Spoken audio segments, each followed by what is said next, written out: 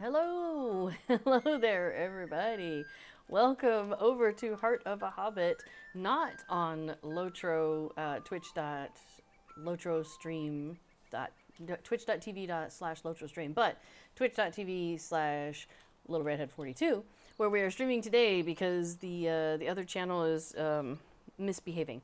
So we are on our personal channels at the moment. I appreciate those of you who are finding me over here. I know it's a little chaotic, but I'm grateful to see. Excellent.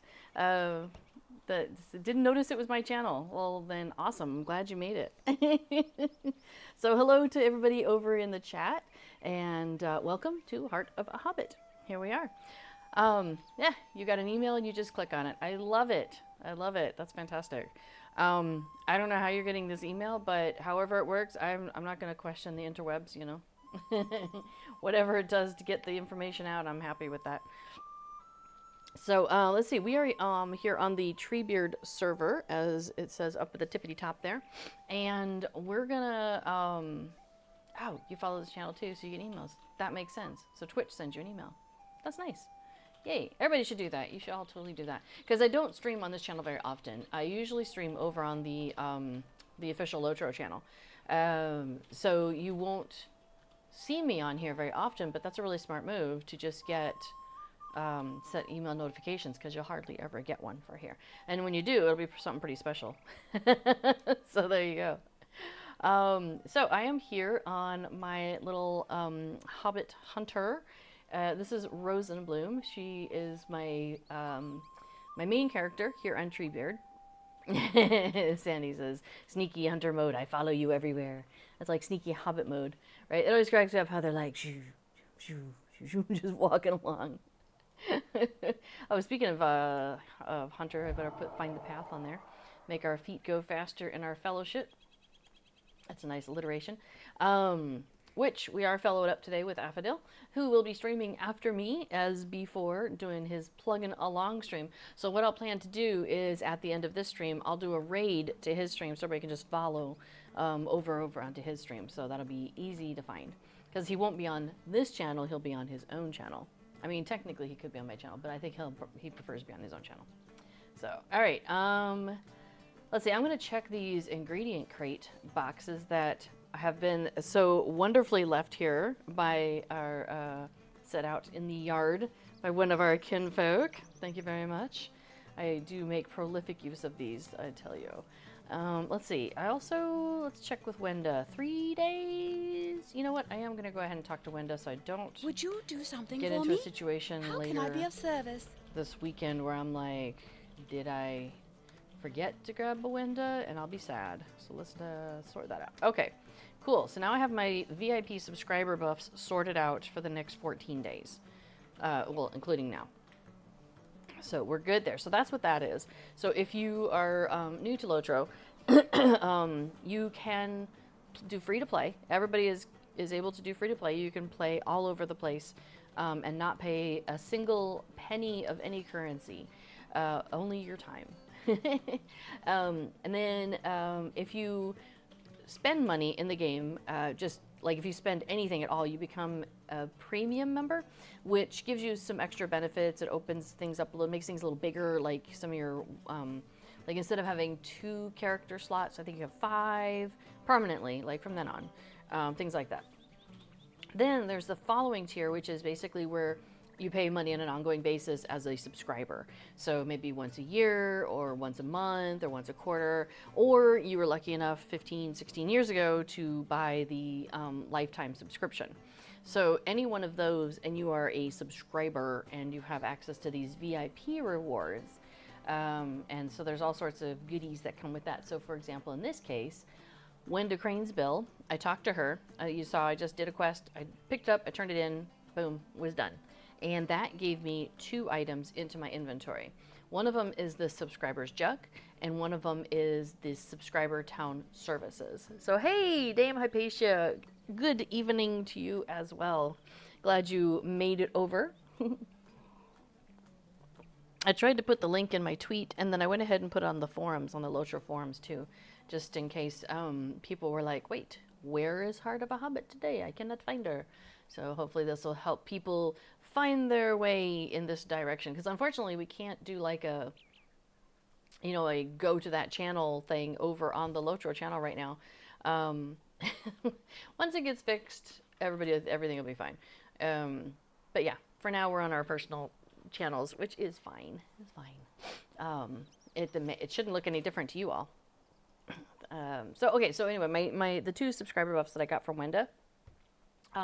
This first one, the subscriber's jug, gives me a couple of really cool benefits. One is that it accelerates my crafting time. So as I'm crafting, so instead of like going ka-chunk, ka-chunk, ka-chunk, as I'm like making, you know, leathers into, or a piece of wood into something, it's like dunk, dunk, dunk, dunk, dunk, dunk, dunk. It goes a lot faster. So that's really nice especially when you're going through like a large pile of something.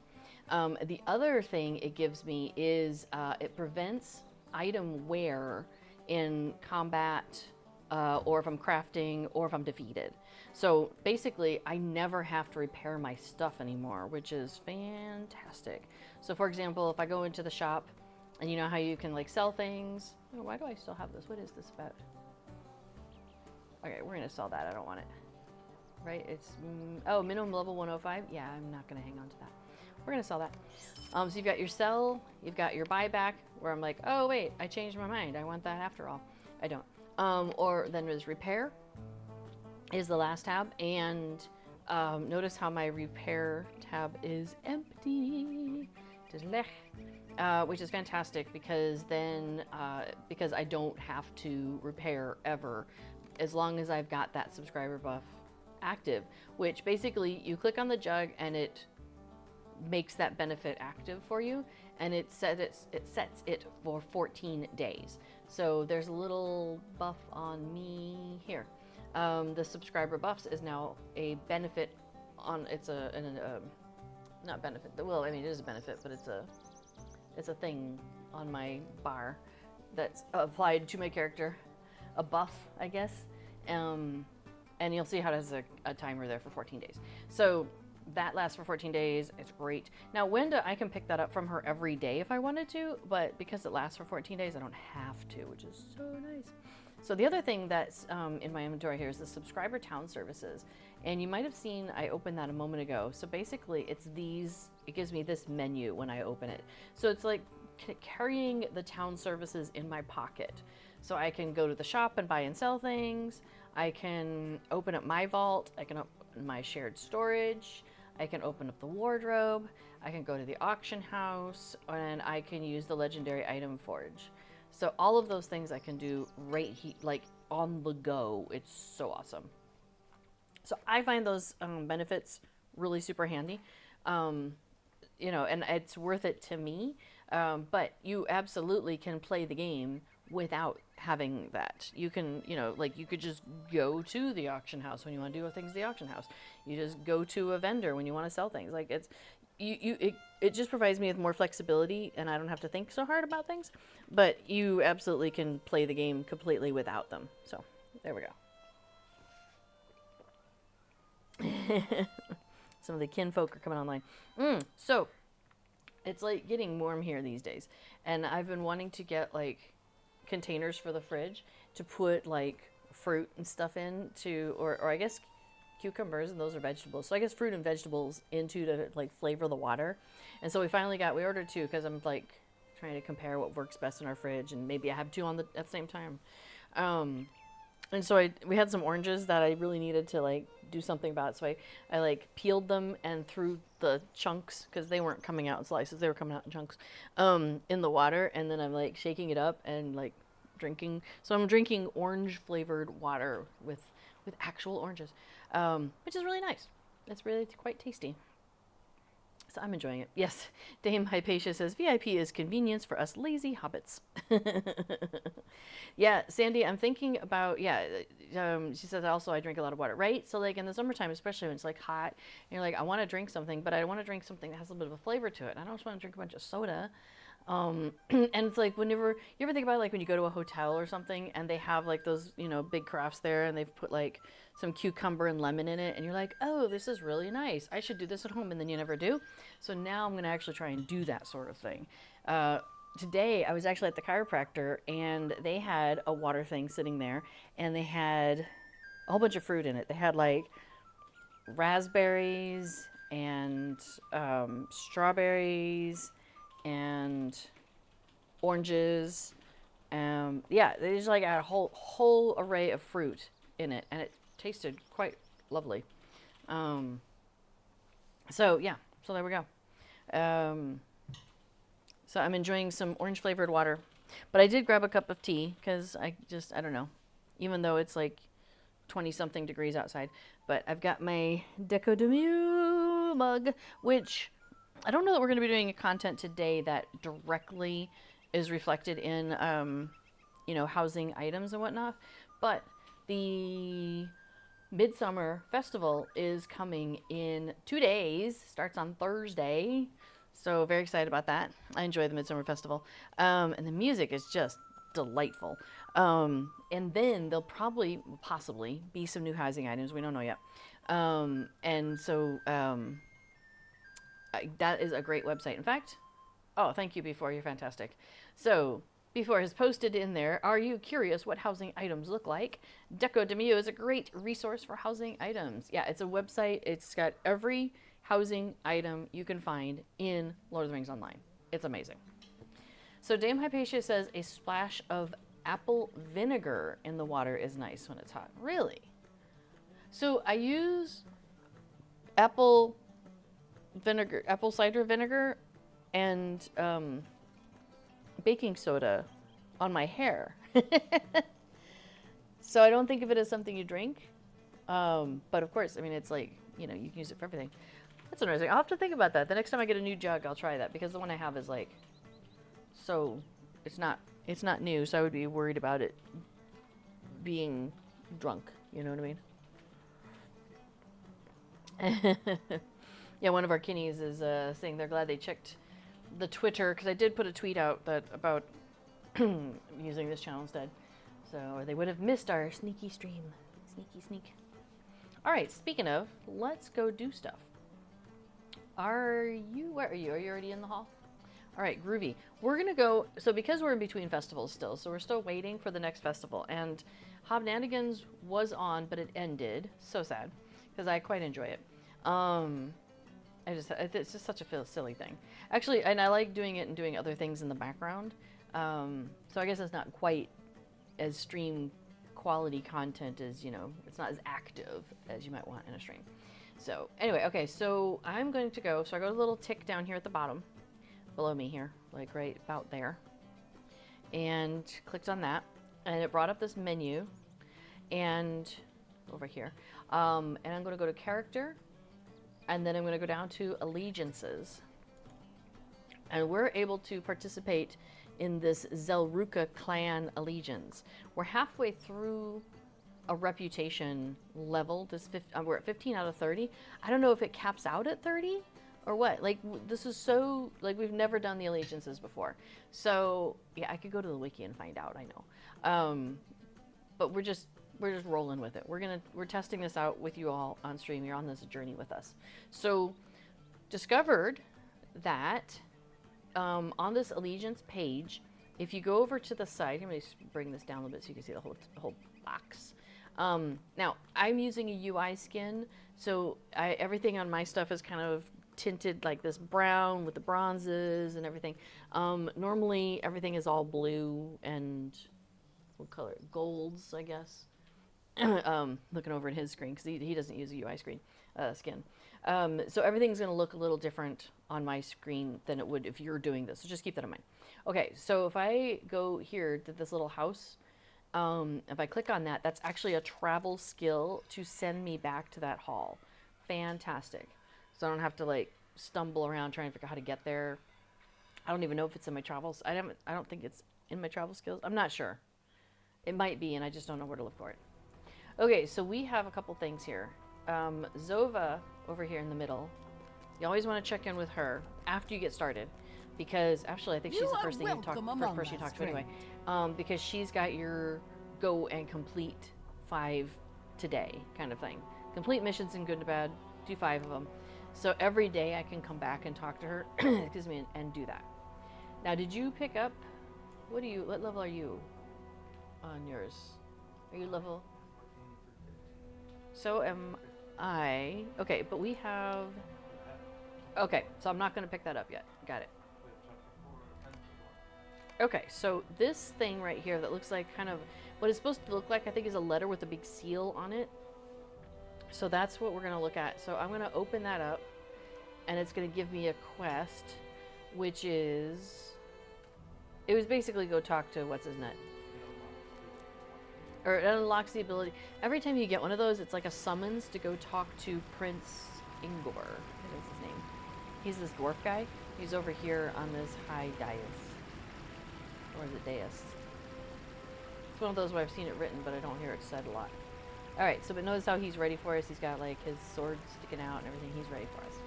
So, Prince Ingor, what do you want? I must speak with you. He says, I must speak with you. Okay, so we've been doing stuff for him. Like, first we went and kind of tidied up. We kind of had to look around.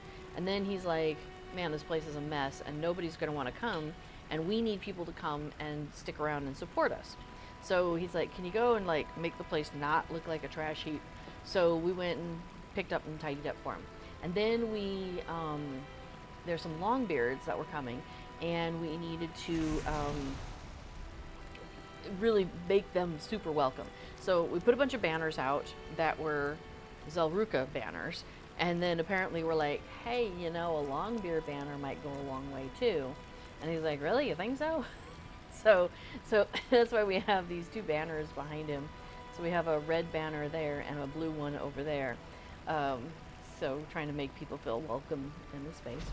All right, and then we had to go make some swords for the Longbeard emissaries that we were visiting as a gift to show them how grateful we are for them to come. And it said that they were grateful for the gift, so that's nice. I didn't know how that was going to go. I mean, they make swords themselves, and these guys are like, hey, here, have some of our fancy swords. I thought they might get insulted, but so far we're good. We'll see. Okay, so now the prince says, I must speak with you. There are rumors in the hall that a group of Longbeard explorers have gone missing while excavating a perilous cavern. Apparently, one of the old tunnels gave way and the dwarves did not return. I believe they might be trapped but still alive, so we must search for them and assist the Longbeards. Okay. Well, yeah, I think we should totally do that. We must hurry. He says, quickly now, we must hurry. If they remain alive, those Longbeards may not have much longer. So this is going to send us into basically like a mission. And what missions do is they usually have some sort of a twist. And the twist will be something special that the monsters can do or the environment can do. But usually it's the monsters in this particular mission. So their twist is raging. And so it says monsters in this mission will enrage at low morale, gaining attack strength and attack speed. So right before they perish, they're going to hit us harder and faster real quick. You know, one last, hurrah. Okay, so I think we're ready for that, yeah? All right, we're going to travel now. And the funny thing is, this is all taking place in, hang on just a second, in, let's see, can we zoom out? Yeah, see, we're up here in the Delvings of Gundabad, so Cloven Gap, Deep's Crave, let's zoom out some more. So Mount Gundabad is where this is all taking place, which is like way up here. So we are on Treebeard. We don't have access to this area yet. The server that we're on is a slow progression server. Our cap is currently 75, and we have access to, we came through Ravanian, South Ravanian, Mirkwood, a little bit of Mirkwood, and we're not into Rohan yet. We're like we got to the Great River, and that's as far as we got in the Brownlands and all this. So actually, as of tomorrow, Treebeard's level will go up to 85, and we will then have access to, I think it's Eastern Rohan that we start with? Yeah. And Wildemore. Oh, right. We get Wildemore. So we'll be, let's see, there's the Bright River and the Brownlands. So, Eastwell? No. Mordor? We don't go to Mordor yet. Those too scary. Okay, so we'll just be, oh, here's Wildemore. Here we go. So yeah, so we'll be like in Wildemore, Norcrofts, all this area we'll be starting to play around in. So we'll be coming down from the Great River and playing around down here. So the stuff that we're doing in these missions for these dwarves, we don't have access to these areas yet. This is something like kind of special that we kind of sort of shouldn't have access to, but from a content perspective, it's that, you know, the pull and tug between the lore of the game and the playing of the game. So from a lore perspective, we shouldn't be in this area, that's great, of the world yet, but from a gameplay perspective, this is areas that we got access to early because of missions and blah blah blah blah. So anyway, so we get to do these things. Long story short, we get to do these things. Oh, well, I shot the war. I did not shoot the Yeti.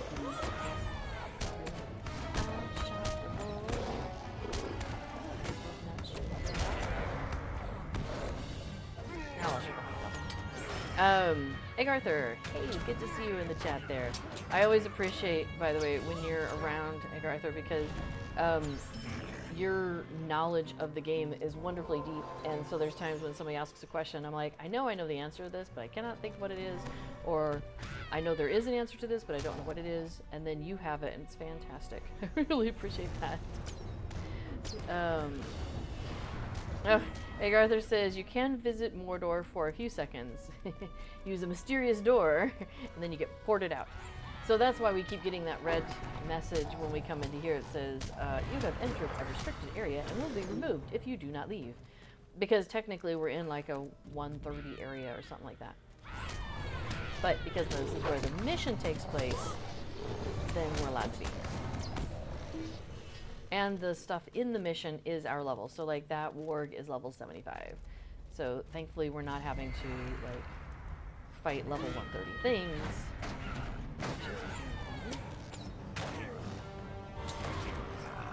You know, it's funny. Okay, so we were looking at our legendary item stuff the other day. Because the root of it is I have inventory issues. I carry a lot of stuff. I have a lot of stuff. And so every so often, before will sit down with me at my request and help me out with my inventory issues.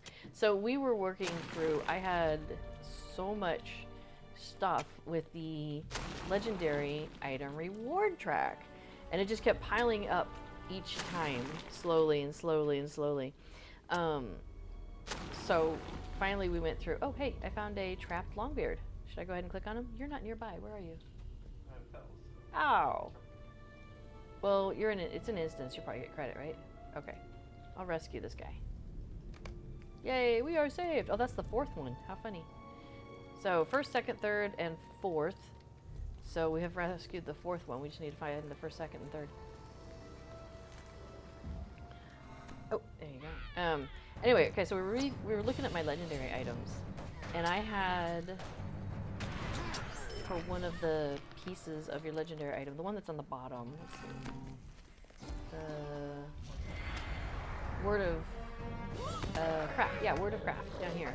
And now I have heroic alacrity or lacerty, another one which I've only seen written. I don't know how to say it. But if I have two of them equipped, which I do, one on one item and one on the other item, minus 3% attack duration, like things are can attack faster.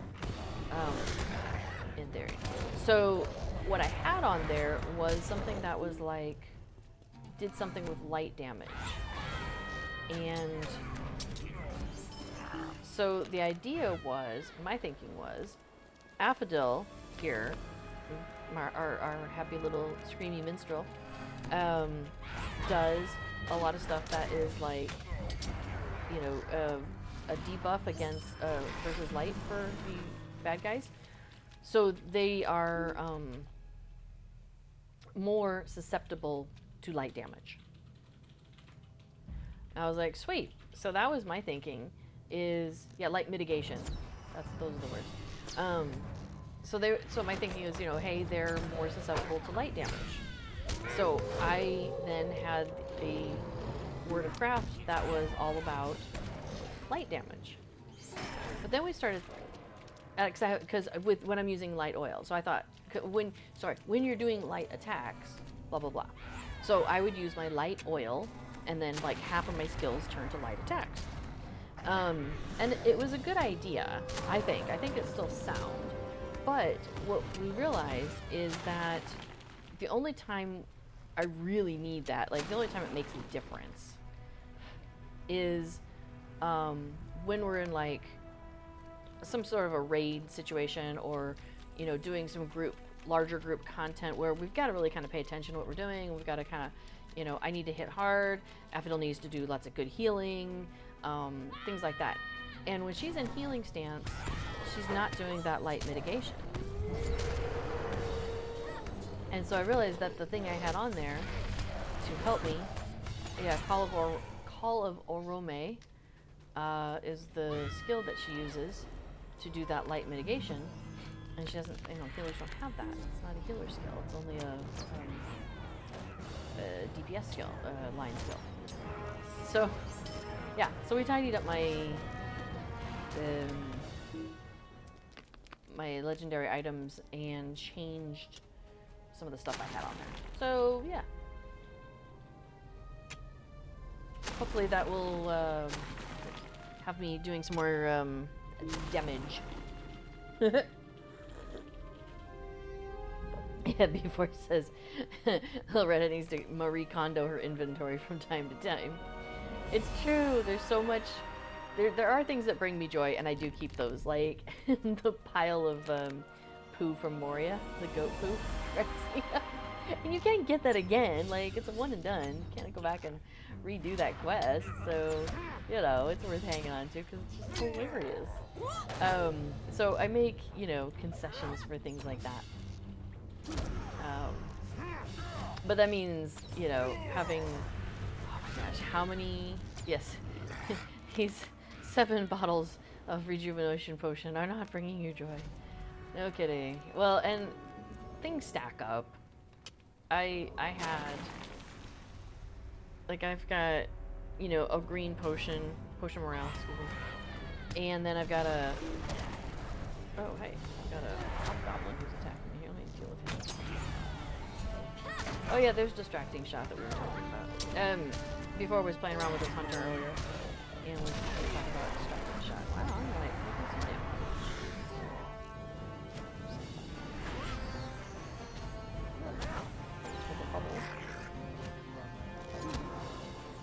Oh right, we changed our stuff.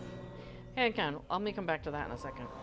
Anyway, so these things, sometimes you get them from Hobbit gifts and whatnot. And so what I like to do, because in situations like this, for example, the ones with the little spirally border around them, the minor potion of morale, for example, and then the ones that are regular, like the Rohirric Athelas essence, they don't share the same cooldown. So if I get into a pinch, I can do this Portent of Vitality that I got from the Ill Omens event, which gives gives me 12% of my morale. And every second it restores 9% of my morale for 2 seconds. Okay, but sure. I mean, it's better than, you know, it gets me going. And then if I really have trouble still, I can do a potion of morale like that, and then I can also do a Athelas. So, yeah. Why do they all have rings on their heads? Well, let's get that mission reward before. Maybe they do. Oh, they're all travel now. Well, this one's travel now. Let's say, I speak for all of us when I say we're ready to return to safer dwellings whenever you are. They all say the same thing. They do speak for all of them. Okay, fine. So I had them kind of stacking up because they come from Hobbit gifts, and so we spent some time kind of tidying that up and getting rid of the ones I didn't necessarily need, or that were too small and whatnot. All sorts of stuff like that. But one of the big things that was causing me a lot of problem was I have a lot of those boxes that you get from the legendary item reward track, like this. Yeah, so I had a bunch of that stuff stacked up from last time, and I have, okay, so two things. One, I was going to mention real quick that we went and talked to the hard-leaning hardened traveler guy, and we changed our difficulty level. They changed the names, so it used to be like deadly +0 went through deadly +6. Now, like, the first half is one name and the second half is a different name. So we've bumped ourselves up into that second half, that harder one, which is like deadly +4, but it now has a different name. So we're playing at that because it's supposed to give us more tokens to use for the reputation thing with that guy. So I'm excited about that. Like, we're trying that out. So that's why things are hitting me harder and why I was having so much trouble before. Also, delvings are really good for getting reputation in this legendary item reward track. And because we're at cap level on Treebeard right now, before it was like, let's get in there and get some delvings done. And we've been doing some of the harder delvings, so like the level 7 and above, and you get pretty good LI XP from that. Which is a long way of saying we maxed out our LI reward track already, and it's still 2 months and 10 days to go on a 3-month rotation. And I have already 127 extra boxes that I need to claim at some point. He's like, you don't have to claim them. I'm like, I can't not claim them.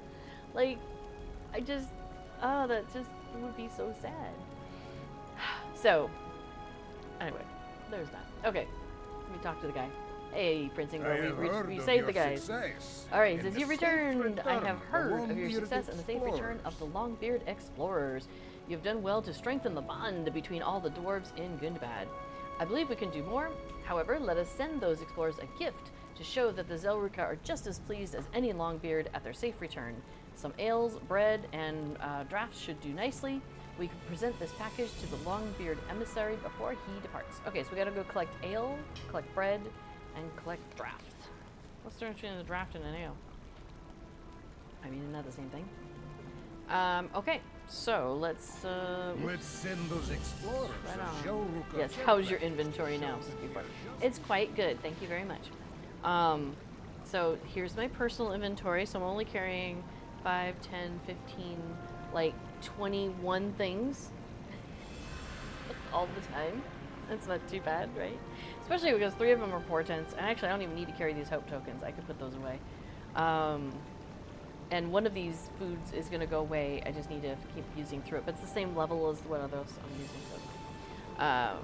And then my shared storage was full, and my personal vault was full for this character, so that got a little crazy. I'm down to 106 out of 120 in my personal vault, so some progress. We're gonna come back to that, but it was like 2 o'clock in the morning, and my brain stopped.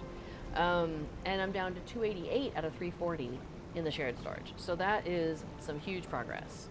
Part of it is I have things like the Tome of the Little Goat Kid from the Winter Festival. Yes, I know it is June, and the Winter Festival, Yule Festival was like in December and January. Like, I know. But I had those, yeah, so I had a couple tomes of the Yule Kid. I think I still do. And I don't want to disenchant them, but basically I couldn't figure out who was my next favorite character to use them on. And finally he was like, you just have to pick somebody. Just pick a character and do it. Hello, Aaron Bard. Welcome. I'm glad you found us. We were just talking about inventory woes. You know, the usual. We're running around in with the Zhélruka clan, trying to help them out with some various things. I bet it's upstairs. Oh, did she just jump in the box? That's probably what that I heard. I just heard a noise, and I'm guessing, yeah. We have a large box that arrived, a couple days ago because we needed some more. So we've moved away from clay for the cats in the cat litter boxes, and we use like wood pellets, and they dissolve into like sawdust when they get wet, so it's really easy for cleanup. It's like a little double layer, so you just kind of shook at the top layer, and it falls into the second layer, and then you just throw it away. It's just great. So it's a large box because these bags are kind of big, and we had a couple bags of cat food while we were at it. Yeah, Kato has been like, my box, ka-junk. And she is like, this little kitty in this giant box. It's hilarious. Oh, healing drafts. Okay. They were not specific. I'm like, what's the difference between a draft and an ale? I mean, it's the same thing. But now that makes a little more sense. Okay, I'm with you now. Hello, Pamela. Welcome. Yes, your inventory looks good. Very orderly and tidy. It is now. It is now. It was not a couple of days ago. And oh my gosh, you should see my inventory on Laurelyn. It is like chaos. It's so bad. Yeah, I'm going to draft, not a healing draft, but a drafting of B4's help over on Laurelyn also. And drogged. Drogged. English is ridiculous. There's some more stuff over here. And we passed like a little clump back the other way. But there's probably plenty. I don't know. Here's some. But yes, thank you, Pamela. And actually, I do want to make some progress on my personal inventory at some point. Oh my gosh, it's so funny. So the way B4 does it is he's got, in his shared storage, like a separate tab for the main characters that he plays. So like the tab for so-and-so, and this is so, and this is so, blah, blah, blah, blah. And so when you're, finished playing for the night, you're like, oh, okay, this goes to this person, that goes to that person, you just kind of pop it into their tabs, and then, when they come on, they grab their stuff, and everything's sorted, right? Well, first of all, I have 13 characters here, and there's not 13 tabs, so there's that. Okay, he says he only does his 4 main ones. I don't even know who my main ones are anymore. Like, yeah. Okay, for him it's the crafting quartet, but it's no longer going to be the crafting quartet. Eventually, we're going to be able to. So that's what I do is instead of having them named by the character who it is, they're named by like the category of stuff, which I think is about right. So I got tailor and woodworker here. I've got cook. Now we got reputation, sweetie, which is him. My scholar stuff. And then we skip over. I've got jeweler down here. Now the other ones are Hobbit gifts and other gifts that you get, like your rally horns and things like that you just use, but not in combat, because my next tab are the combat buffs. So those are the things that I do need in combat, like Tome of Defense or, Scroll of Max Morale and Power, those sorts of things. Hang on, I'm like trying to run through a wall. I should get myself to the other side of the wall first. And then I have a category for things like parties and giveaways. In my personal inventory, I have a tab that's the, we gotta pack up all the items into a care package. Where do you think that might be? Let's see if it says. It doesn't say.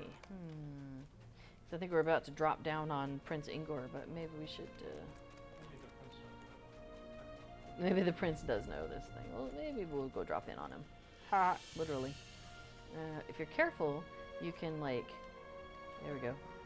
Land on a statue and the thing next to the statue, and then you don't perish on the way down. Sweet. We're looking for apparently empty crates. Looks like awesome. So I have a tab for events in the personal inventory for all of my characters, because they like, there's all those things that you end up with. Oh, I had to pick up the crate. I picked up the crate. Give it to the visiting Longbeard emissary. Are they up here? Oh no, they're over there. I see a ring. Hello, we have goodies for your lost Our people. need is He dire. says, thank you for this care package. I am sure that the Longbeards you rescued will be honored to receive such a gift. My personal thanks for all that you have done. Ah, well, you're welcome. Happy to help, dude. Alright, back to the prince. So yes, draft, droft, drogger. Like, yeah. How do you pronounce these crazy words in English? You All right. have done He says well. the care package has been delivered. Good. You have done well today, my friend. You're welcome. Cool. All right. So that's all he wants to talk about with us for now. Although I have the next one, I think, ready to claim. We'll see. So.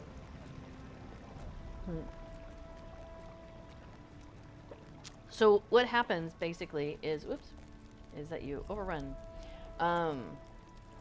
We pull the allegiance thingy back up. Character, allegiances. Okay, so this Scooby-Doo, it shows me which levels I'm on. So I'm on level 15, working towards 16. And it shows that I've claimed, it's kind of like the legendary item reward track. So as I go along, each level, there's stuff I can claim. It's usually tokens, but occasionally it's this little sealed letter, and you know, it moves me forward. So basically, in order to get to the next sealed letter or the next whatever's coming up, I need to get more reputation along here to move forward. So how do you get reputation? You can go to these two, Horin and Ausma, and they have missions for us to do, and then that helps feed into that. So, yes, Aaron Bard, I think you think draft is pronounced like laugh. I do believe it is as well, like a draft horse. So, yeah. Before says, I think it sounds like draft, which is redonkulous. Egg Arthur says, draft is the British spelling of draft, thus, or D-R-A-U-G-H-T, thus favored for the Tolkien world, like connexion with an X and wagon with two G's. So does laugh and draft not sound the same for you? Yes, it does. Okay, we have a new mission from Ausma that we have previously completed. It's called Captive Wings. She says, my scouts have returned from an Angmarum keep in the mountains of Goodabad. They have spotted a group of Angmarum who breed and train bats. Their vile tactics cannot stand. We must return to the keep, defeat the bat keepers, and put an end to their nefarious breeding. Okay. Oh, yeah, because you guys are talking about, yeah, the sound of laugh versus draft, because of the T being there and not being there. But the vowel sound is the same. Okay, so this twist is that some monsters in this mission will attempt to lay down traps that will give you a debuff if you get caught in the trap. Somebody's cooking something fried nearby. It smells kind of good. All right. So there we go. And thanks, Egg Arthur. Yeah, I do appreciate that they use a lot of British spellings, of course, in Lord of the Rings Online, as Tolkien would have himself have done. So even though SSG is an American company, they still use the British spellings of things, which is the right thing to do, I think. All right, let's get rid of this bat keeper down there.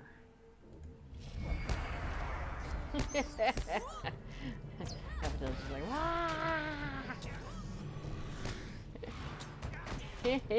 So, interesting thing going on here. So we've got these bats that have been turned into, I don't know, attacking bats. Like, they come after us, which is bad. Servants of the enemy. They've become servants of the enemy. So we have to defeat the enemy and defeat the servants that they have been, you know, trapped. But then, in the cage, we have a cage here where we get to free a bat from in there. So the little fledgling bats, they get freed so they do not become servants of the enemy. So that's good. So that's what we're doing in here is we're opening these cages to let the little ones out that have not yet been forced into servitude, and defeating, unfortunately, those who have.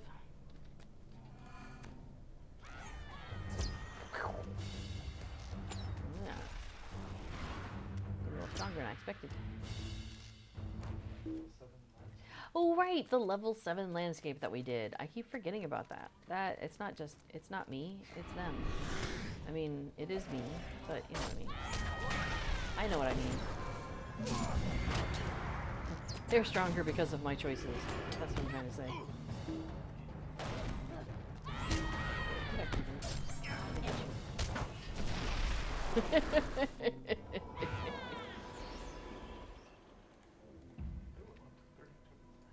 Oh, right.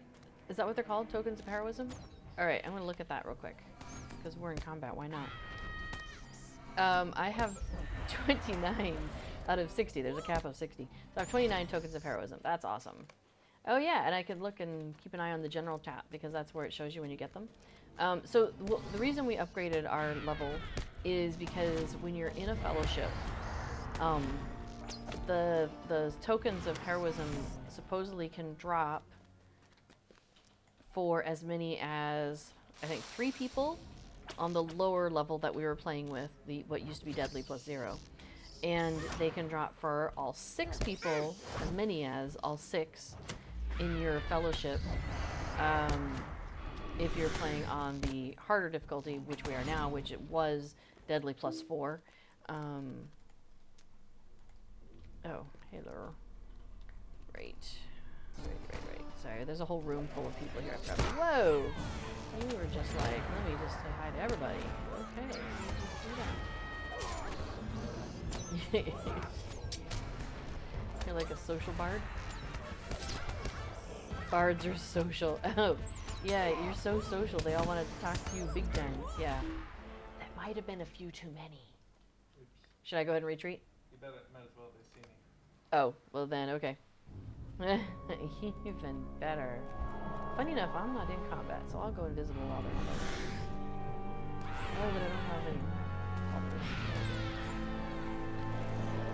I was out of focus. Just like real life. Shoot them! There you go. Sorry. And you have an owie. There you go, Egg Arthur says, for this mission without delving, it's usually fastest to exit and re-enter to get back to the scout. Oh, but if you're on a delving, exiting will mess up your delving, so you have to hoof it all the way back. Oh, that's interesting. Good to know. Yes, dying also works, apparently. That's true. That's another option. Less ideal. It cleared all my foods and stuff, which I probably should redo. Did you already do scrolls and stuff? Scrolls are on cooldown. Okay, I'm going to stop and do food. Actually, I'm going to eat those little flapjacks that I keep meaning to do. Cool. And that one.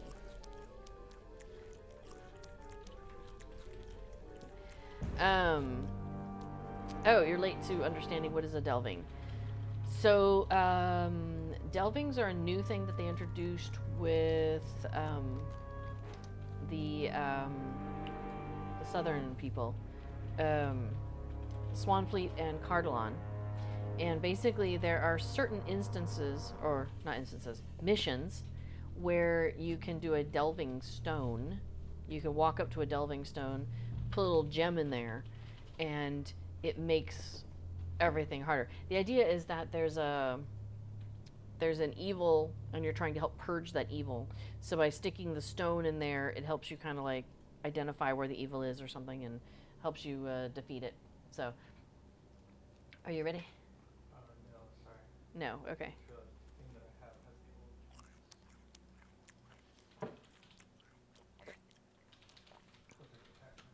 the old. Oh, okay. Sure. Okay. So there was only a few missions, or instances. Skirmish. They're not skirmishes, right? There were only a few that where you could do the delving thing with the stone and all that, or you could just ignore the stone and just do it as a regular thing. Like you didn't have to use the stone. So it was a success as they expected it would be. So they have increased the number of missions where you can do that, or I guess instances, because like school missions and instances. There we go. Thank you. So as Arthur points out, they added So school at Thammirdan, also known as just school, and library at Thammirdan, the Great Barrow, and the cluster of Anuminos instances. Also, now you can do the delving stone and do all the stuff. So there's deeds for completing like a level 1 delving. If you do 10 level 1 delvings, blah blah blah. If you do 10 level 2 delvings, that's a deed. And so that's one of the reasons we were working on it, because you know we are deed completionists. So we have been working on that. And then in collaboration with that, you get legendary experience, which is neato. He just went out of my sight, didn't he? Little turkey. All right, fine. Let me shoot somebody else then. I can see that one. I did perhaps gather a little group honey.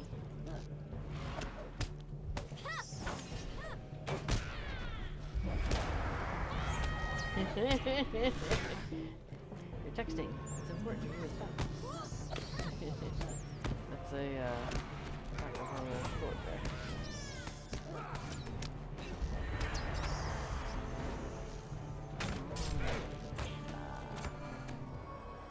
There we go. Excellent. Thank you. Yeah. So so we were doing a lot of the delvings because you can only do them if you are at cap on your server, which cap for most servers is 140 right now. We are not level 140 on any servers that we play on, actually. But we're capped on this server for another 18 hours or so.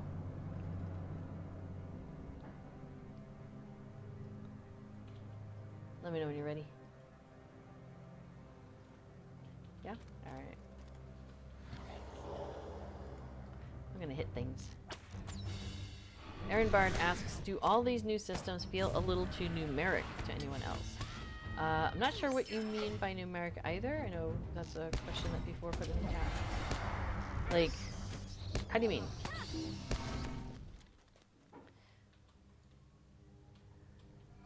All about numbers. I don't know if I have an opinion in that regard. More numbers, less story. So, I don't know, like, the delving thing has a story with it in the sense of, you know, there's evil stuff, and we're trying to cleanse it. So for me, that seems to fit with the overall, you know, LOTRO arcing storyline, which is the whole, you know, Sauron is back and bad things are happening and we got to deal with it. So for me, it's another layer. And I guess though part of it is that I look for the story. Like, I look for the story in everything. Like if I'm listening to a song, and before can definitely attest to this, like when we were listening to Eurovision songs, for example, I would have less of an interest. I guess I would say unkind things. I don't know how to put it. Like, I would be more critical of a song that felt like it was trying to tell a story, but then didn't do a very good job at it. So I do have a great affection for a well-told story, whether it be in a song, in the lyrics, or in the game. You know, however the story is being told. I do like a well-told story. So for me, I'm always looking for the story. So maybe that's why it doesn't feel so numeric to me, because I'm like, I see the story, or I see, you know, and yeah, because I see it. I'm looking for it, so I find it. Yeah, B4 says, yeah, the delvings and landscape difficulty give you choices about your gaming experience. I guess that's a good point, though. Like, the landscape difficulty is definitely something that's been... Oh, hello. There's a thing here. I didn't realize there was a bat still to attack me. is to change the experience that you're having. Like, for example, we used to just walk in here and it would just be a walk in the park. Now we'll have to actually pay attention kind of stuff, you know. You get in that cage, you stinker. No, it's fine. No. I was going for that cage and that's what got me into combat. Not as bad as getting a node.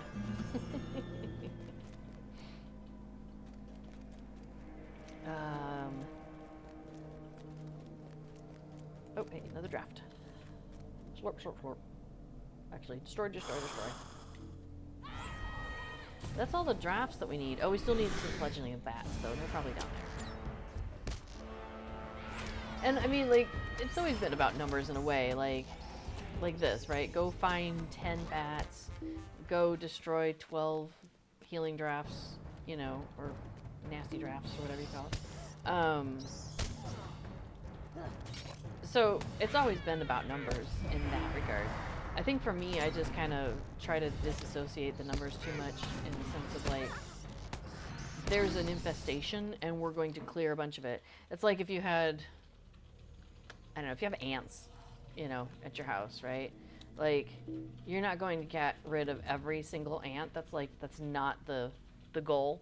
The goal is get rid of a bunch of them and prevent more from coming. So for me, I kind of look at this same idea in the game, like, you know, get rid of X number of things. And that's kind of a abstraction of clear out as best as you can, and then, you know, the rest of the stragglers will deal with as they come along. That's kind of how I think about it. Yeah. Because again, it's always that thing of, right, like, how do you create a good gaming experience that also keeps you in the lore? I have to say, though, like, being able to do the role-playing stuff really helps me out, because then I get to just really immerse myself in being a hobbit, for example, you know, and the hobbity world that we, as a group, as a collective, have created of, you know, we sing songs, we dance, we, you know, all of those various things. Oh, return to the entrance. Okay.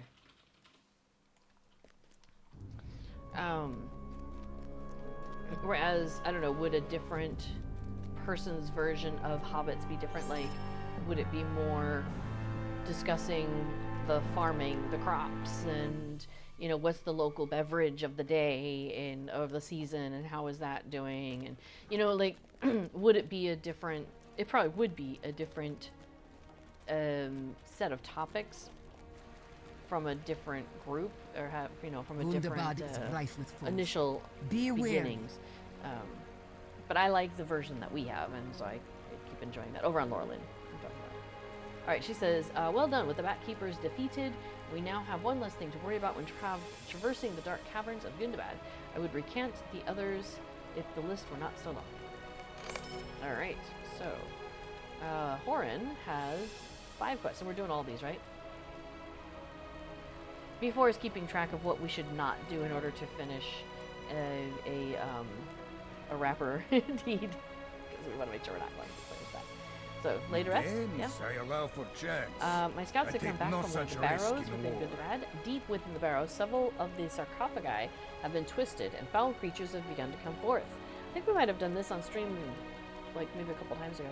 Anyway, additionally, the remains of several Angmarim littered the area. Excuse me. Enter the barrows, destroy the corrupted sarcophagi, and destroy the remains of the foul invaders. Hey. What's up, Kato? Kato is in the house, yo-yo. But I don't know if she's going to come up. Hey, there's a girl. Let me see her. Oh, wait, turn this just a tiny bit. There we go. Whoop. Bye. She's a busy girl. So we've got an outdoor space for them now. Currently, what they have access to on their own is like a tunnel, not a tunnel, but like a cat run, but it's, you know, not very big. And then it ends at our little outbuilding at the back, but we're not letting them into the outbuilding unsupervised. So they just go back and forth in this tunnel, and they are really enjoying lazing about in the,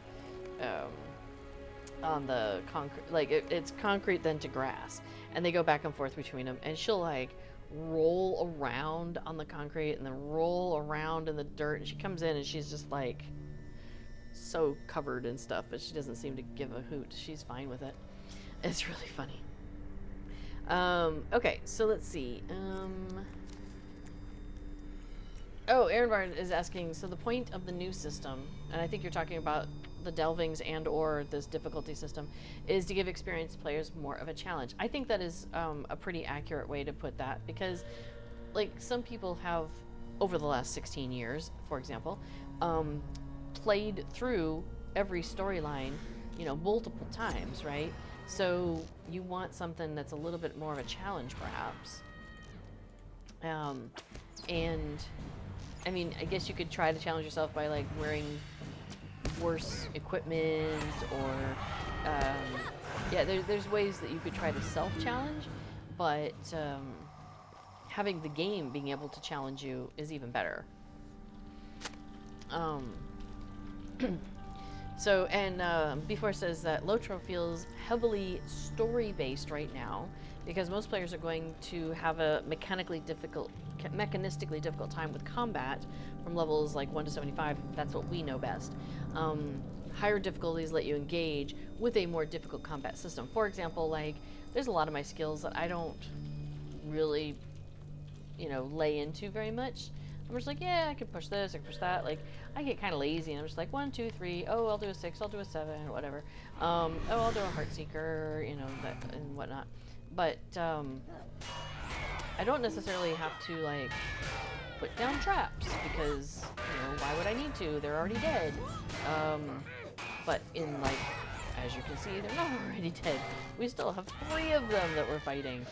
So we have to actually, you know, pay a little bit more of attention to what we're doing. And so like that, there's an effect that's going to take place in the middle of the room, and I'm like, I do not want to be there when that effect goes off. So, you know, I moved myself out of the way, which means that there's a moment where I might not be attacking. I have to pay attention to my health. You used to have to do that. So yeah, it's definitely, it challenges me and my skills and my abilities, and I find that fun. I mean, definitely there's times when I'm like, I just want to walk in the park, I don't want to have to think about it, I don't want to do anything. You know, those are the days when I like go deliver pies or something. You know, go grab a character and just wander around the Shire and defeat wolves. Do something easy. But when the majority of the time I'm playing on this character, and the majority of the time we're playing as a group, and I'm enjoying the challenging, the extra challenge aspect that we're getting. I'm not sure if the extra. So the last time we tried bumping up from what was Deadly 0 to Deadly +3, I think it was, we tried at the time, and it just seemed like it didn't create more of a challenge. It just made the combat longer. So I'm curious to see how that, you know, in the long run plays for us. So let's see.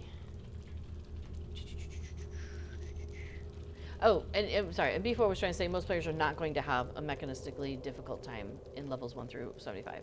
So having the extra challenge is nice. Let's see. And we were talking about the mission wrapper. And B4 points out that there are 37 missions in this with the Zhélruka clan. And there are 5 days where there's 6. And there's 1 day where there's 7. So if you only do the first 6 each day, you won't hit that 7th one, which means you won't finish the deed unless you're shooting. Okay. So that's what we're doing. We're doing the 6 every day. Well, every day that we come in here, which isn't every day, but most days. That's true. Or next, well, yeah. So our level goes up. Our server level goes up. Like I said, tomorrow. So we won't like automatically go up or anything. But as we are questing, we will start to receive experience again. We'll have blue bar again and all that stuff, which we haven't for what seems like a little while. Oh my goodness. I should probably consider switching over into my... So as a hunter, I basically flip between two of my stances. I prefer precision stance because I really like the focus. It gives me a focus every second. And I really like that because I use a lot of... the skills that I like to use are the skills that require focus. Excuse me. Sorry, like, there we go. But when I'm having health issues, I can switch over to endurance stance, which means I can just hit quick shot real quick. And it gives me health back each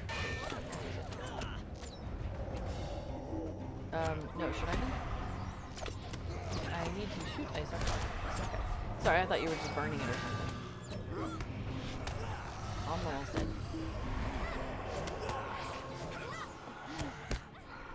Okay, back to the beginning. No worries. Agartha was pointing out some information about some of the missions that we're doing. That Servants of Throrkar is fast, Foregone Trap is a riddle, Raging Frost, oy vey. So yes, B4 points out that we are playing LOTRO with a friend who's pretty new to LOTRO.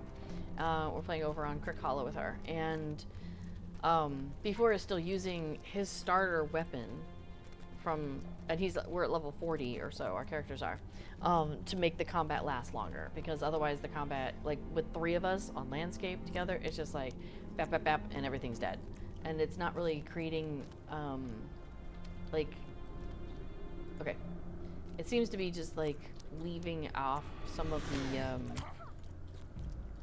don't know, it's just too fast, you know? Okay. And then go back to the sarcophagus. We're gonna try and get these things out real quick first and then go back to the sarcophagus.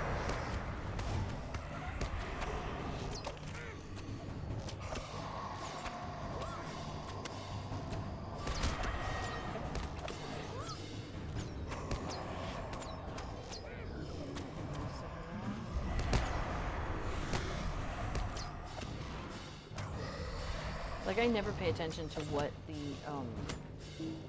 bad guys have on them, what effects they can do. And now, sometimes I do. And, you know, that's kind of cool. Okay. Let me swap back and over to that one. Alright, so go for the sarcophagus, is what I'm hearing. Got it. Oh, there's a patrol.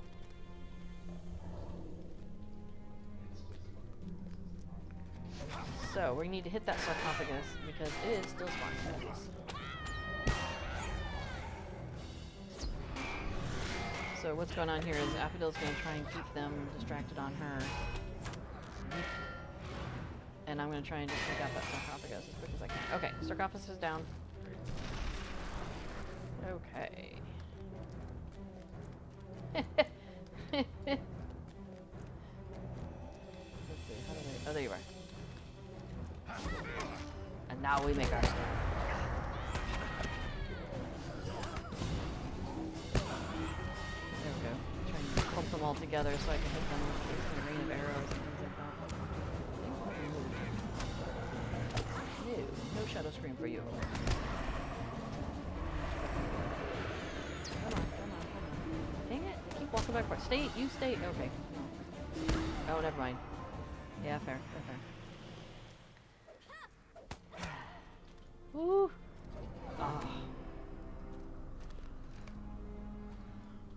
yeah, we absolutely do not want to die before we take out this. Well, I got the sarcophagus.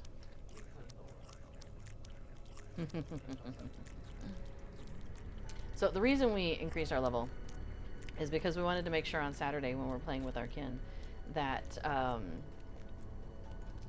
that everybody has the opportunity to get those tokens.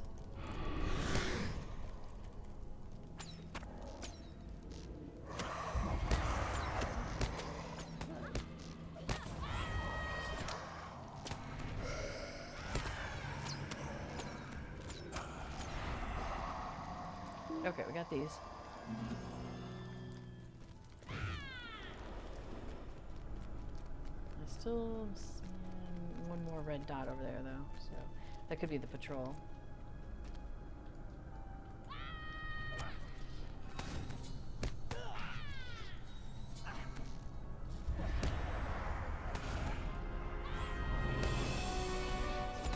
There we go. Okay. So let's see. So yeah, so that's as we were talking about with it's like it's crazy that we on a regular server are just like taking things out so fast as a trio on landscape, and it's like, you know, we're like, how can we dumb it down so we're not doing that so fast, basically. So that's why I do appreciate things like this landscape difficulty. Okay, here we go. Hang on a second. I'm gonna hit this thing as hard as I can.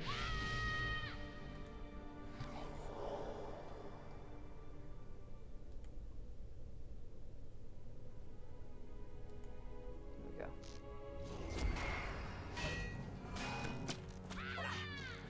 Yeah, I am. I am not diverting from that sarcophagus. Sarcophagus is down. Alright, so there's the key on that one. Get the sarcophagus first. So before it says high-level delvings feel like a fun puzzle to solve.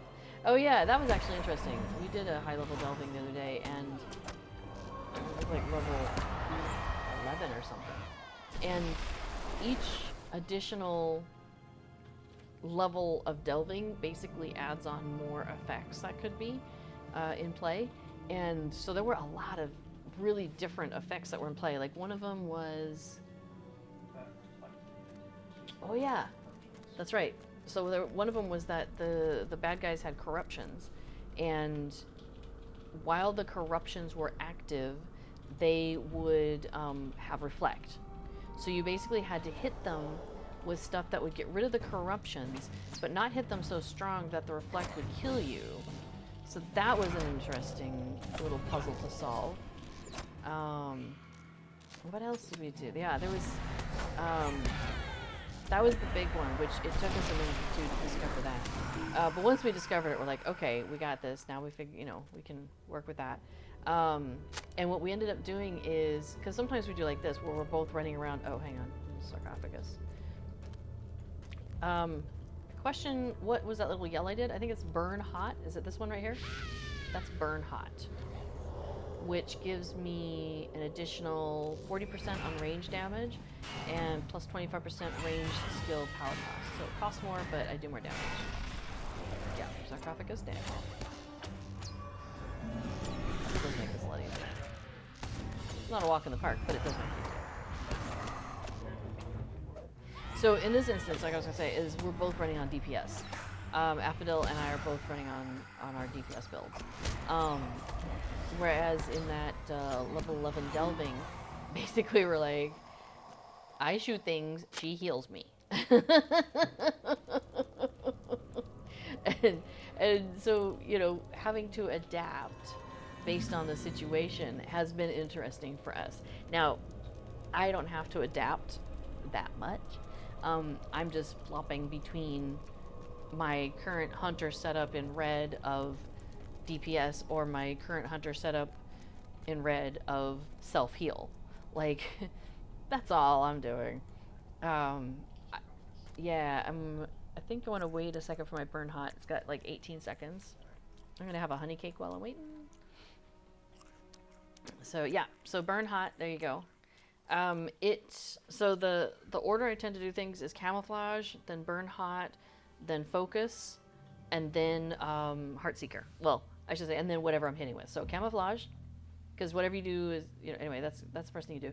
Then burn hot I can still do from camouflage, focus I can still do from camouflage, and then heartseeker, or whatever attack you're going to do. Sometimes I'll use, instead of heartseeker, I'll do like a rain of arrows if I want to take out a group. Sometimes if we're in a hurry and my Heartseeker is out. And we don't want to do Rain of Arrows because we don't want to get everybody's attention. I'll do that Swift Bow because it's at the point where it does 3 attacks, so it's like poof, poof, poof, which is really nice. Got a dwarf white at the top here. So doing stuff from camouflage, it gives you plus 50% ranged critical chance. And boy, do I love critical chance.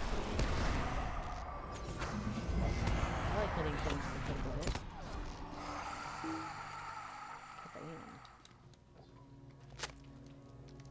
There's one at the other end, isn't there? But do we have to do anything about him? I guess we do. Well, no. Oh, we have to destroy the sarcophagi. We have another sarcophagus we gotta find. Yeah, alright, let's deal with this guy.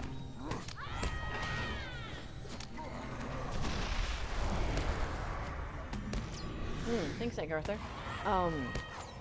Egg Arthur has put a link in the chat to the LOTRO wiki with the all the different malices, which are the negative effects that you can find excuse me, on the bad guys in the delvings.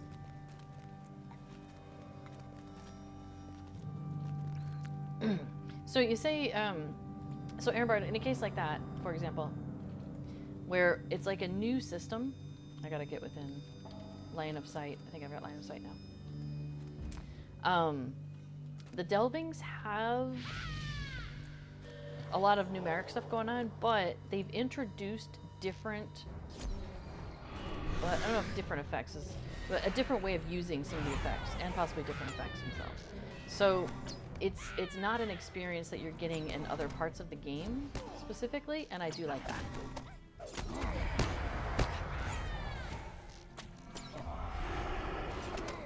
Maybe.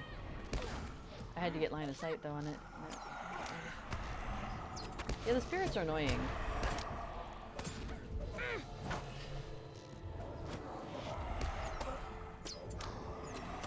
Thanks for the heal.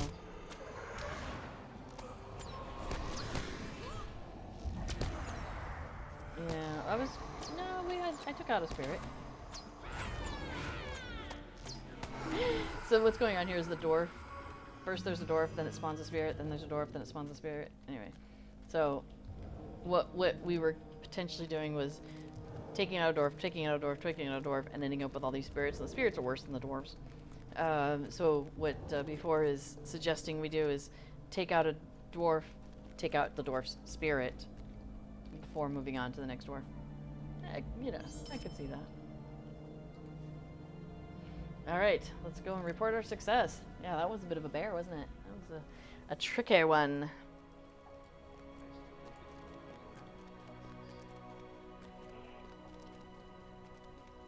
Yeah, no boxes. Interesting.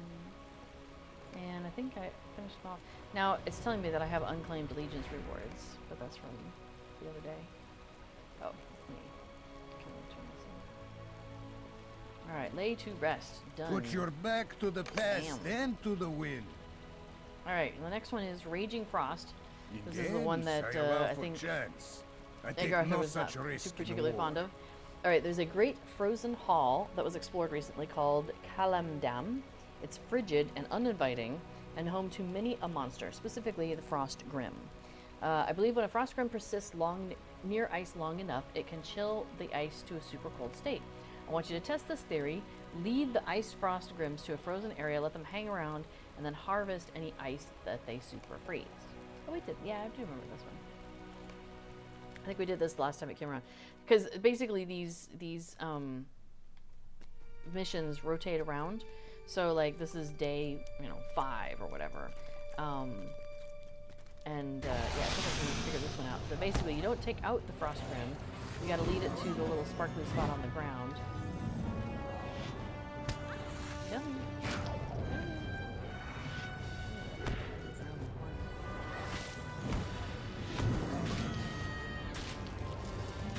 There we go. And now we can take out the Frost Grim. Yeah, that might be good. Surviving.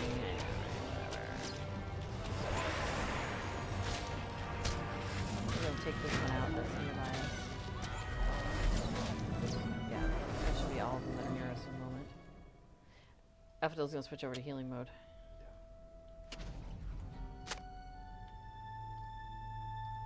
Speaking of, I'll take a heal when you're ready. Thank you very much. Let's see. Aaron Bard says, you might be experiencing mechanic fatigue, and with LI and delvings and missions and expansion. Yeah, there's a lot going on. I guess. Okay, we're gonna go do this one now. But basically, they're in a interesting situation where basically they have to keep the game engaging for players who've been playing for a while and are looking for something new to do in the game. And, you know, after they've played the new thing for 6 months, you know, they need, or a year, they're ready for the next new thing. Oops, I don't, oh, did we not? I thought I got ice. You got it? Okay. Yeah, that's great. Cool. So that one's already got. Okay, so we'll bring this one over here. Come here, Frosty Grim. Over here. Right in this spot, right here. But then you got people like us who are like, I want to take my time, I want to explore everything, I want to do all the stuff.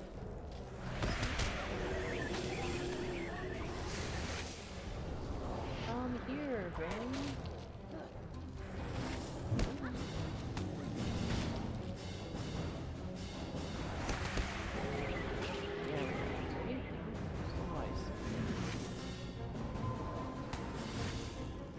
Maybe if I go and hit it. Oh, there we go. Now move. Yeah. I mean, I put a trap down by the ice flow because I wanted it to stop and do the ice thing.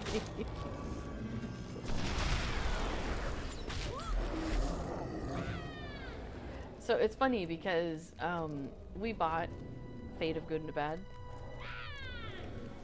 which was the end of the dwarf grouping. Where we want to take it to, this corner? Okay.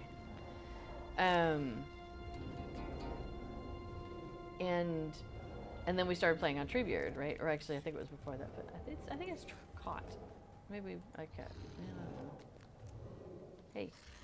Hey, ice cream, come this way. There we go. That's like leading a cat.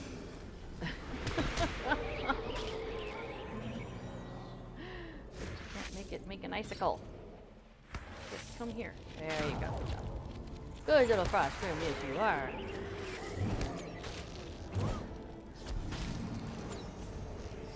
I thought I've been trying to put the trap where the ice. Oops, what is? I just hit the other one. I'm gonna go stand where it's supposed to go. Here, frost room. Oh, is this ice already? Oh, we've already done this spot? Never mind. Alright.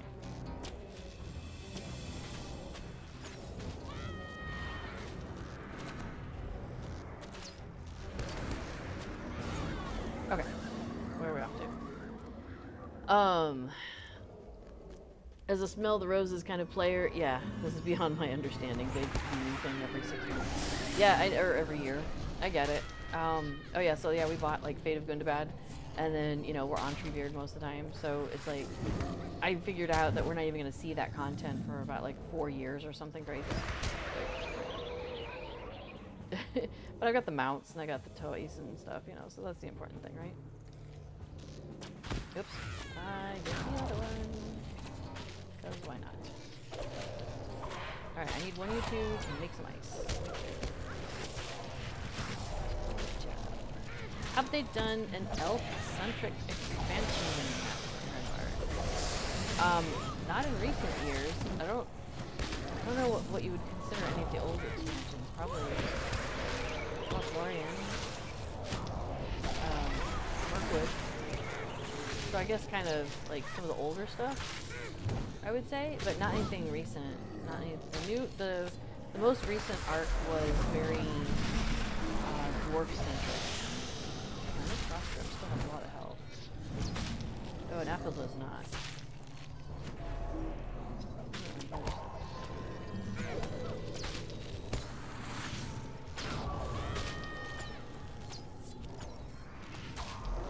Alright, there we go.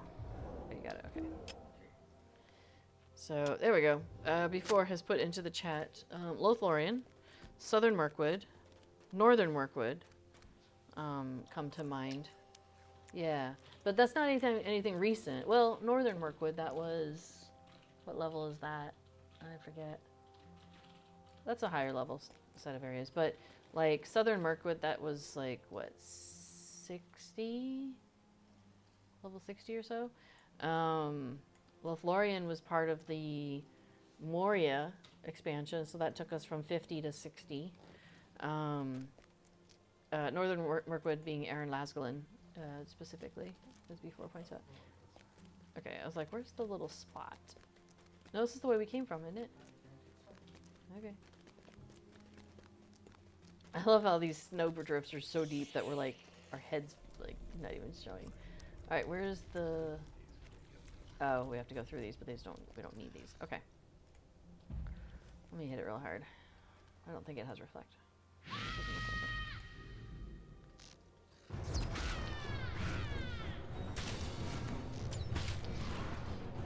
it. They haven't done a Hobbit centric expansion that I can think of.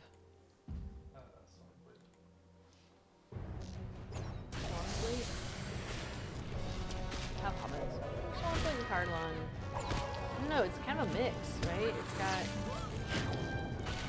It's Hobbit, but I mean it's got those Hobbit villages that you run through. Well, that's kind of cool. I wouldn't say it's a Hobbit centric though, and it's like I think they focused on every one of them a bit. Yondershire, there we go. Yondershire is a good Hobbit-centric group, and it's not a full expansion though. I don't think it counts as a full expansion, but it did expand things.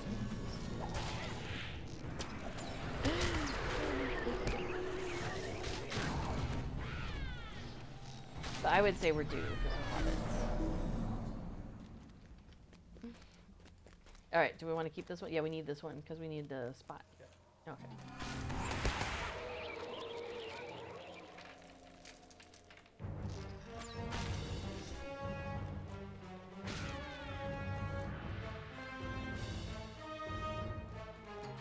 Right, if we get out of its range, eventually it's going to have to follow us. Technically, so here it comes. Hey, come back here. Get back here!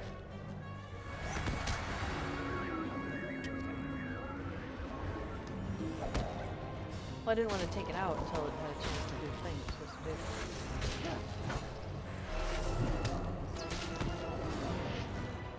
Yondershire is just north of the Shire.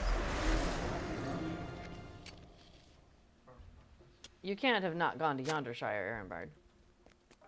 Really? Go north. Go north from...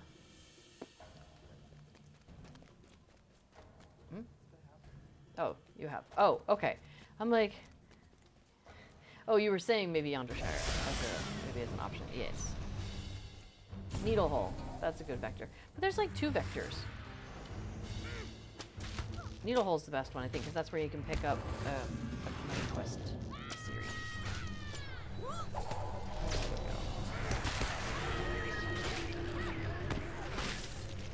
How about ice? I'm standing on it. It knocked me on top of it. I'm curious. Let's see if it disappears.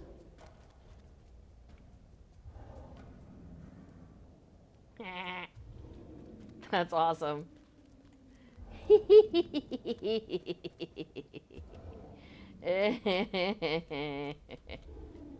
That is great.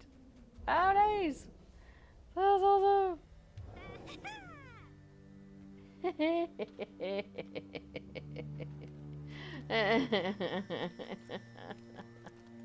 Yeah, sorry. Every so often you just gotta stop and get a screenshot, you know? This is the quality content you came for, is screenshots, the outfits, the outfit game, mounts, collecting mounts, of course.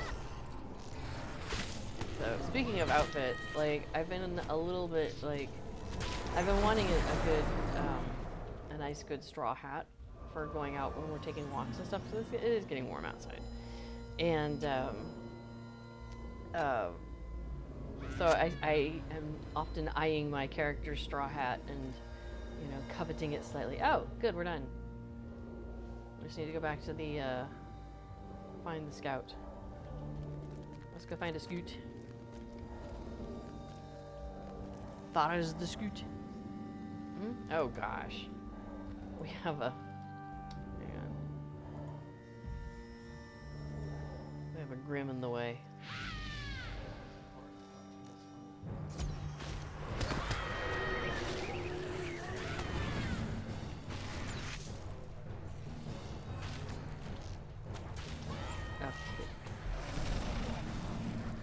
Yay, there we go. Yay. Okay, it's far too cold in here for my liking. Let's head back. So, the question from Aaron Bard is, so you're in the Gundabad expansion? I think it is part of the Gundabad expansion, right? I mean, Arthur will know better, because he's better at this stuff than remembering than I am. Gundabad shall be ours at last. It's definitely part of that dwarf triptych, because we're out here, like we're up here, but I'm not sure which part of the Gundabad, you know, is it Fate of Gundabad, is it the one before that? Okay, so it's the X-Pack. Always sounds like, reminds me of an expat. You need to be an expat. But I was never a pat. Hey, you went up. Woohoo! In Agent games, Frost. I Looks allow like our for theory was chance. correct after all. I Well, take I'm no sure such we can risk find in some use for war. all the super frozen ice. Thank you for your help. And if nothing else, you get something to drink. Hey, I got a box too. Worth 5,000. Woo! Hang on, I'm gonna look at that. Allegiances. Oh, it's gonna boost me up really far, I would think.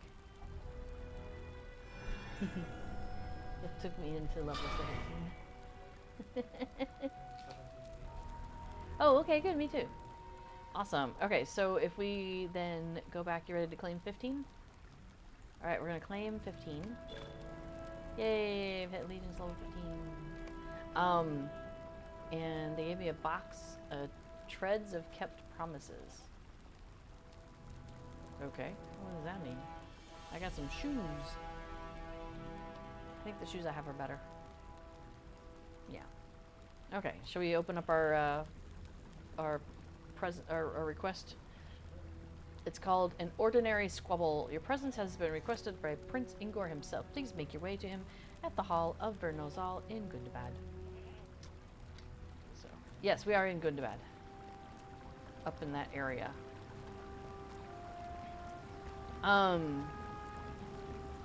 Okay, so let's see. Arthur says Vérnozal is in Matugard, but if you're low level, you can't go through the door to Matugard proper. So that's why you have to go through this whole character. You know, use the carrot at the bottom, go to character, go to allegiances, and that's how I'm pretty sure that's how we found it the first time.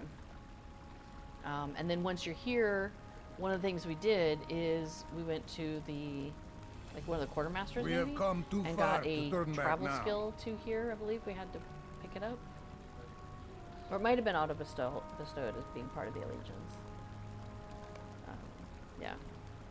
So that's really important because there's no other way that I'm aware of on how to easily get here. Do you hear Go back to that my first stream where we bickering started within the doing this hall of allegiance business, and Vérnozal? you can see how we did it there. Oh, we think the mission people might have a goat that sent us here. There we go. Egg Arthur says, yeah, the mission recruiter stable master. That's how we got here the first time. Was the, use the mission recruiter stable master. That's how we got here. Alright, so he says, Rosenbloom, do you hear that bickering within the hall of Vérnozal? It appears a Longbeard and Zhélruka are in the midst of a heated conversation. This arguing goes against my decree that all must work together for the continued peace of Gundabad. Go and put a stop to it. I would go myself, but I assure you that things would only get louder in the hall if I did. Okay. So we gotta go talk to the squabblers. And I see a couple of rings over in this direction. Shall we go talk to squabblers? Alright, so we have our... Let's see. Alright. This is our Zhélruka guy. He says, that Longbeard stole my goat. I would know my goat anywhere, and that his goat is certainly mine. How could he have won my goat in a game of runic dice? I do not gamble. There is no way I could have sold my goat or gambled it away. Go ask that dwarf, Ygritte. She knows me well, and one thing she knows for certain is that I never gamble. Okay. And Vigland, the Longbeard, says, I have done nothing wrong. He says that I stole his goat, but he's wrong. I won it legitimately in a game of hammers and bones. I'll bet the Zhélruka liar doesn't even own a goat. Go ask that dwarf, Ygritte. She is always playing hammers and bones, and was there when I won this goat. Well, conveniently, they both want us to talk to the same person. Alright. Where is she?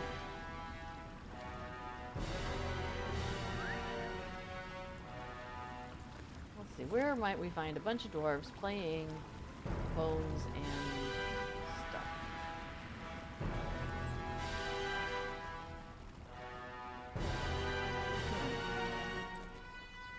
Not in the goat area. Yeah, it seems like a lot of activity in these missions, or in these quests send us upstairs, so we're gonna check upstairs. See if maybe she's up there. Pomela says, I love the music for this area. Nice.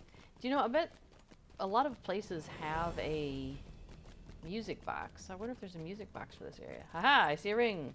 Hello, Ygritte. Hey! Alright, you questioned Ygritte about both Vigland and Nechek. You might find this odd, but they're both telling the truth. Vigland swept up at Hammers and Bones last night with the goat as the main prize. I could not tell you where the goat came from, however. I think it wandered over and looked quite without an owner, so we all thought the goat would sweeten the pot, you know. Nechek, on the other hand, he never gambles. If that goat does belong to him, you might want to check the stables. Alright, so we'll go look for signs of his goat at the stables. You do? Oh. So we're gonna find the stables. Did you go up? Yeah. Well, down does make more sense. I was gonna say they're probably, yeah, in that direction. Hang on, let me throw myself down some stairs. Whee! By the way, that is one impressive forge. Like, seriously, that is pretty nice. Alright, let's see. We're gonna go back over by the stables a bit. Yeah! Alright, so we've got some goat droppings, some goat feed, and something is missing here. Let's check the goat droppings. Why not? These goat droppings are at least a day old. The feed is fresh and untouched. There should be a rope here, but to tie up the goat, but it is missing. Dum dum dum. Alright, we're gonna search for a missing rope. Who could have untied that goat? Let's see. Who's the mischief maker who let that goat free? Alright, nobody in the beer hall, okay.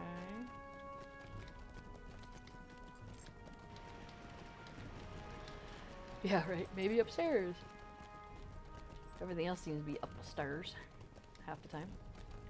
So I'm coming up on an hour and 3/4 here, so I'm probably gonna finish up in the next 15 minutes, and I will then throw it over to B4, who will be streaming LOTRO, doing his plugin along stream, where he talks about LOTRO plugins. And I'm like looking through the chat, and almost every name I see there are folks who have been here before and probably are familiar with that, but just in case I've missed somebody. The LOTRO has a bunch of plugins or add-ons, as sometimes they're called in other games, and you can absolutely play the game without them. You don't need to have any plugins in order to play the game. I just enjoy them for the quality of life. Discarded gift. What is that about? Hang on, we gotta take a look at this. The rope is tied around some sort of gift. Show the gift to Nechek. Okay. Sure, I think we just want to hop down. Maybe not right there. Yeah.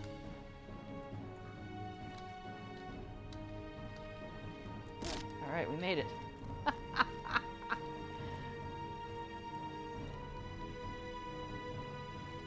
Good enough.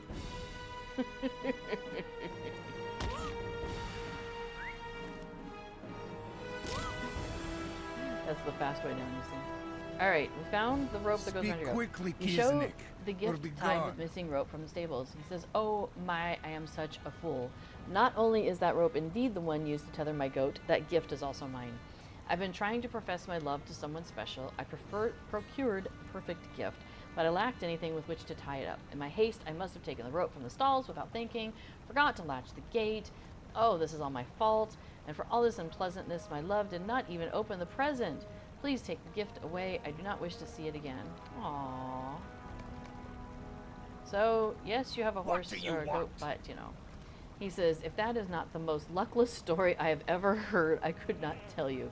Here, Nechek, take your goat back. I do not need it, and honestly, it looks as if you might. I do not know what that gift is, but I would sure like to try winning it tonight in another game of hammers and bones." Alright, so we're going to take the gift up to Ygritte to use in the hammers and bones game. Sure. Let's see, I think she was... Well, we'll go this way. I think it all comes around the same place. Oops. Am I stopped? There we go. Anyway, okay, so plugins. So plugins are in the game, and I enjoy using them, basically. So for example, let me roll this around here. Up at the top of my screen, I have a bar at the tippity top, and it's got a handful of various pieces of information. And you can adjust what is on that bar. And that is a plugin called Titan Bar that I really enjoy using. It has things like, I have added my information about my backpack. So like, how many open spaces do I have versus the total? What time is it in the game? Because I do a lot of festival stuff, and there are festival quests like the Anniversary Fest that have quests that are tied to a certain time of day. And so I was using, you know, I really enjoy using that, where it tells me currently it is evening, and in 22 minutes it will turn to midnight. So then I kind of had an idea of how long I had to finish up the fireworks quest in Bree, how long before the hobbits would be asking me to go and light fireworks around Bree to get people enticed. So that sort of thing. It tells me what time it is in my world. And also I have put a number of currencies on the bar, and that helps me keep track of various things as well. So I really like using Titan Bar. Agartha says, "I have Titan Bar tracking my tokens of heroism, but my addition is buggy." Yeah, I think before was playing with that. Bring that up during his stream, actually, because I think he was playing with that. So what I'm talking about there for the rest of you is that basically you can make a plugin. So for example, this is a plugin called Deed Tracker that B4 made, and you can use it to track your deeds, and it tells you like percentage wise in an area how close are you to finished with that. And you can change some of the different settings. You can have it be like, don't include things that require purchase, or don't include things that are above my level, and, you know, various things like that. And then you can also like bip around and look at the other characters that you have on the server and see how they're doing on their deeds. And so if you're like, oh, which one of my character needs to do this, you know, Watcher in the Water thing? Oh, okay, it's this one. Hang on, let me alt over to them. You know, so it's really convenient for that sort of thing also. And because he and I are deed completionists, this really plays into our strengths to do. So that is a plugin that he created, although he did use the code from a different plugin, which is Rebuilding Hitbold, which used to be a lot more expansive than it is now.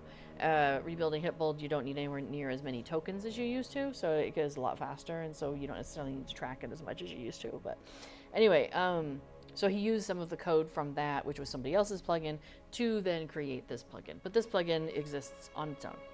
So other plugins like Titan Bar, people have made like little patches for to add in, you know, something brand new, like these tokens of heroism.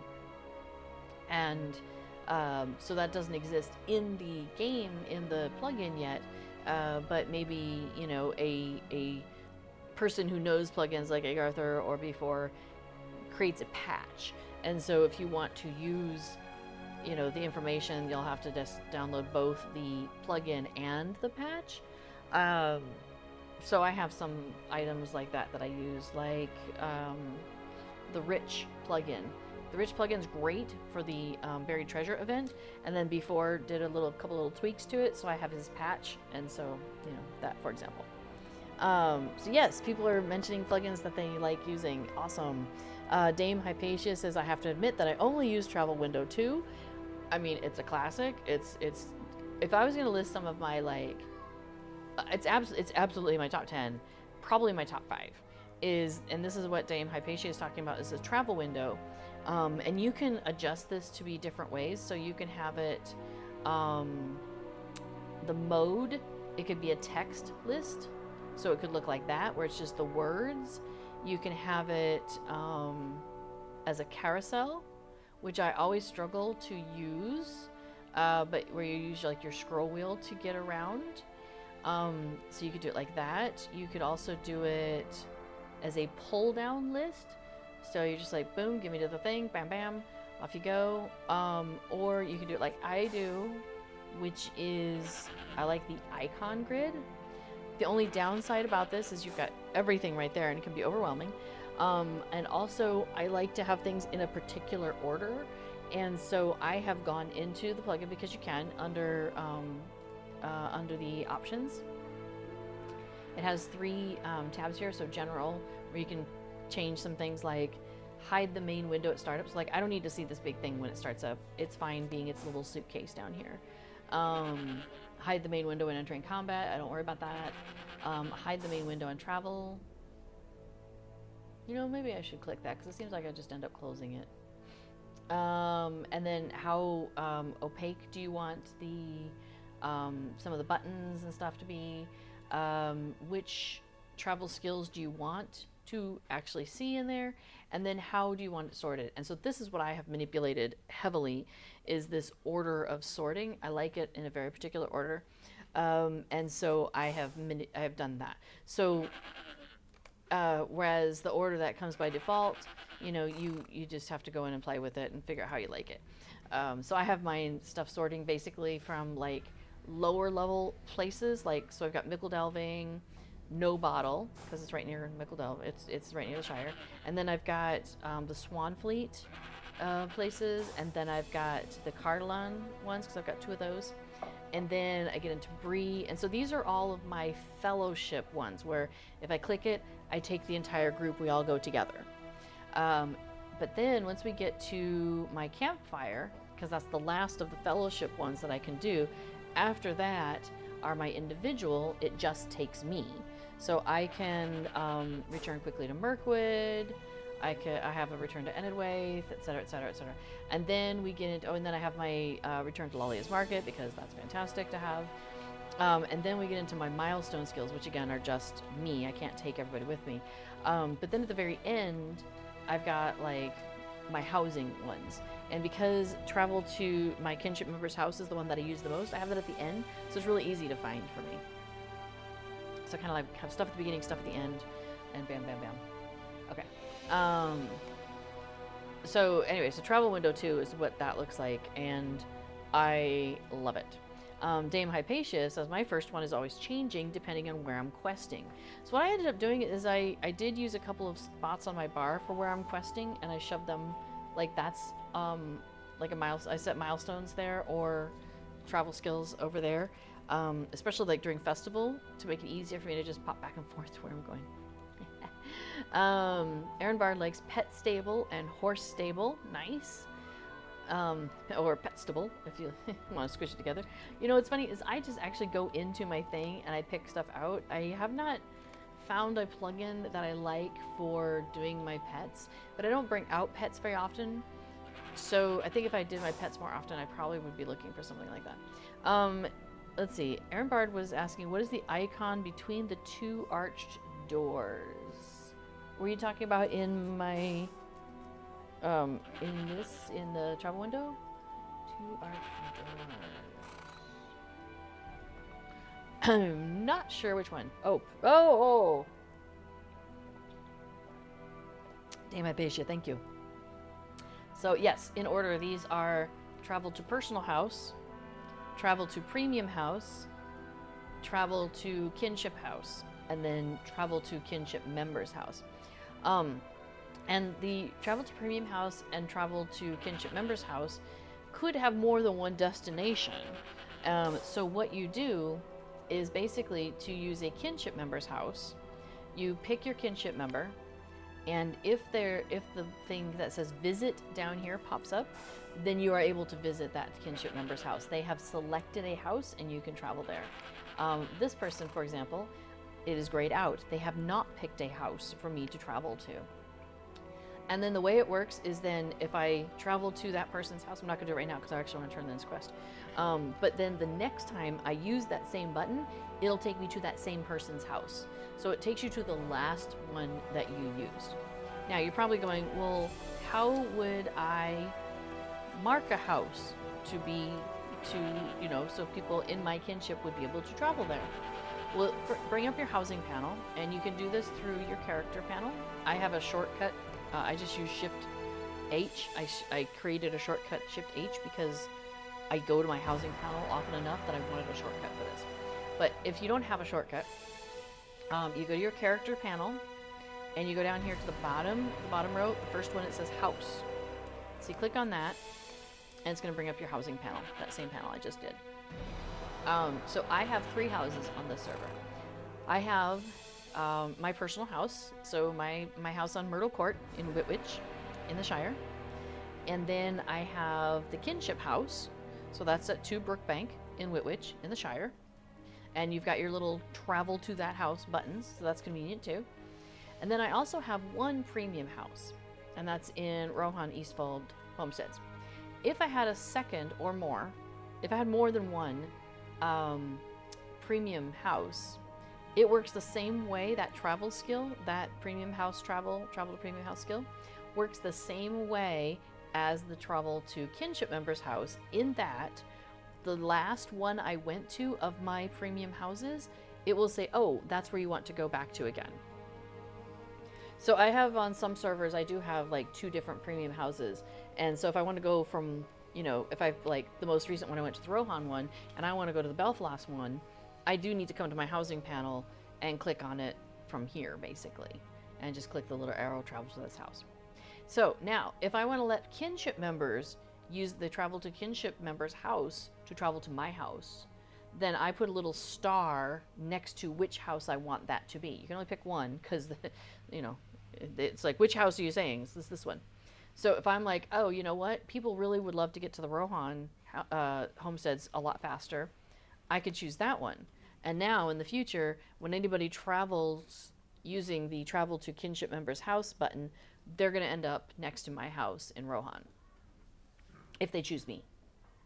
So what I've done on some characters, on some servers, where I have multiple characters, I'll be like, okay, Klaus, my Bjorning, he spends a lot of time in Rohan, up at the at this house that I bought there.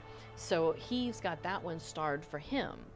But my other character, Tide Haste, she spends a lot of time in Bree because we all had houses in Bree at one point. So on that character, her house is starred in the house in Bree. My personal house in Bree is starred. So if you wanted to travel to our neighborhood in Bree, you could choose her and go to her house. But if you wanted to travel to Rohan, you could choose Klaus and travel to his house. So you've got, there's some flexibility in there, which I really like. Yeah, so that, hopefully that explains the housing and housing travel in a great way. I am so much looking forward to, I really hope we get Hobbit housing soon, Hobbit premium housing. That would be like so amazing. So I just realized the captioners are gonna have like such a hard time with what I just said, and then I realized I forgot to push the button go on my closed captioning. So sorry for anybody who was using closed captions. I totally forgot. My apologies. Streaming on my own channel has just like weirded me out today. It's like one little click of a difference, and it's just totally thrown me off. But I have housing writs, and I have been saving them. Like when they were on sale for like 75% off, I went ahead and bought some. And then what happened?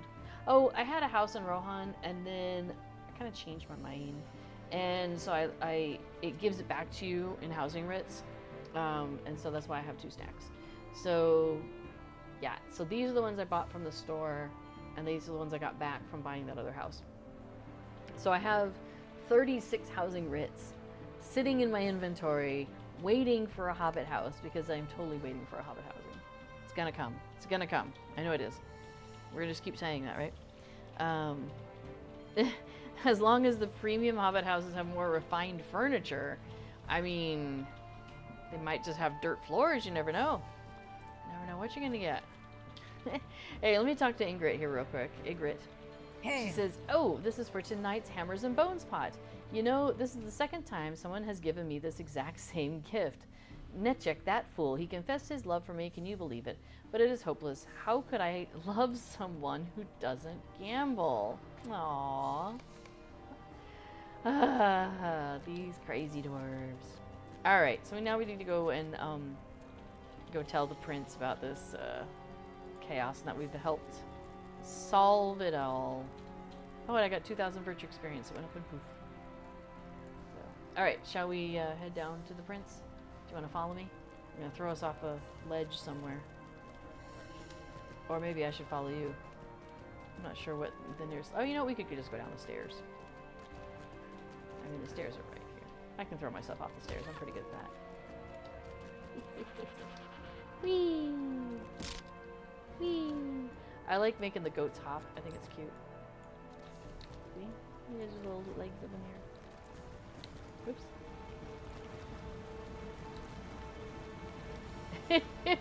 Alright, oops. I missed the stairs. Alright.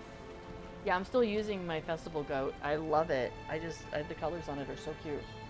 It's a nice... It was so funny. I have some shoes. Okay, the long version of the story is my sister-in-law is really good with like keeping moving and active and stretching and using good shoes and all of that. So she had these things called Zero shoes, and she loves them. And so then she was getting some for her mom, my mother-in-law, and then asked if I also wanted in on that. And I was like, yeah, that sounds great.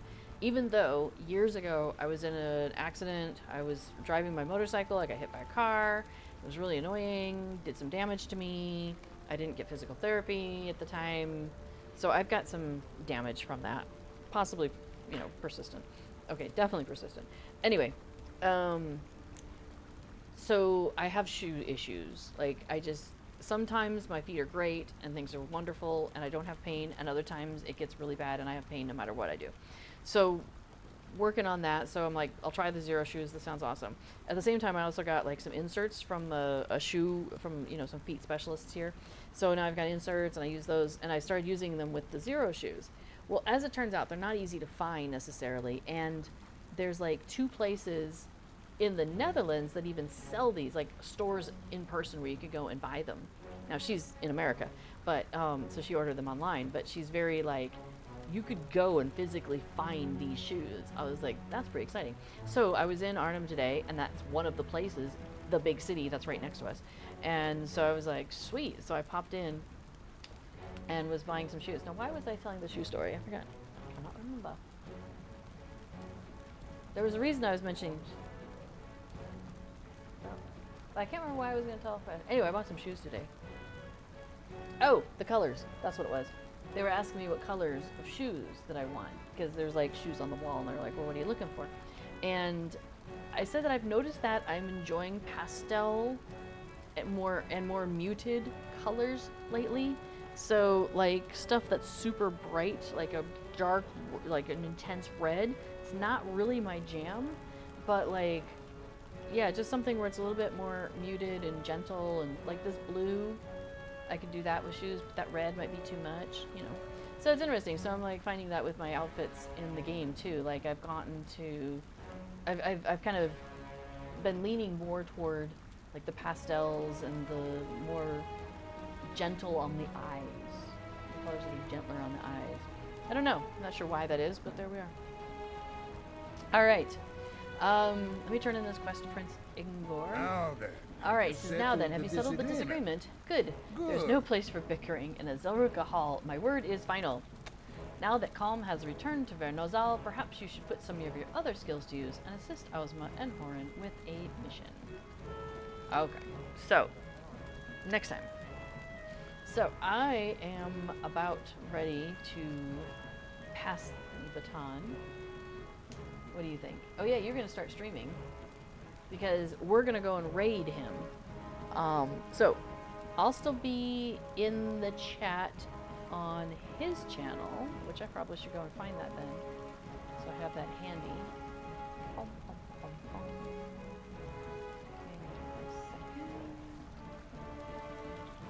Cool. And then, oh, hey, yeah, and also put your channel, put a link to your channel in the chat, in my chat. Yeah, how do we do that?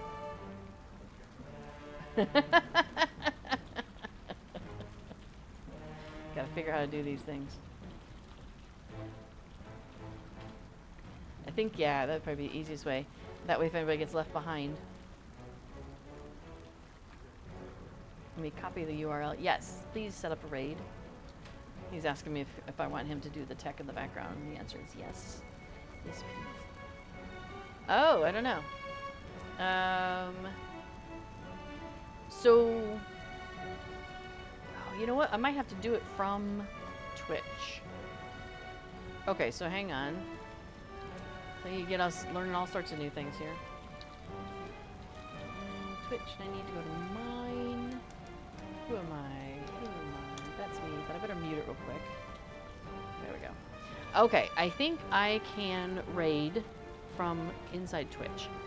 And I think once I hit that, it's going to give us like 2 seconds, 5 seconds, not a very long time. And we're all going to like go straight over. So I'm just going to let you know. Oh, so why do we... Yeah, it's easy. The way to do a raid, what makes a raid really useful is basically I can take all of you, and instead of you all having to click and go over there, it's just going to send you all there on my behalf. And then you can be like, okay, peace out, making dinner, bye-bye, y'all, or whatever you want to do. But hopefully, yeah, everybody's able to come along and you don't have to do anything. So that is the plan. So thank you all for being here today. I am Little Redhead 42, but I also am known as Little Redhead and Rosenbloom and Adamantia, and Heart of a Hobbit is the name of my show, and I appreciate you all coming along and enjoying Heart of a Hobbit over here on my channel for today for a change. So stay cool, drink plenty of liquids, and as I always say, remember to stay in touch with that Hobbit side of your heart. And I am going to press some buttons here, hopefully. Oh, he's gonna press some buttons and we're gonna go to his. So off we go. 5, 4, 3, 2,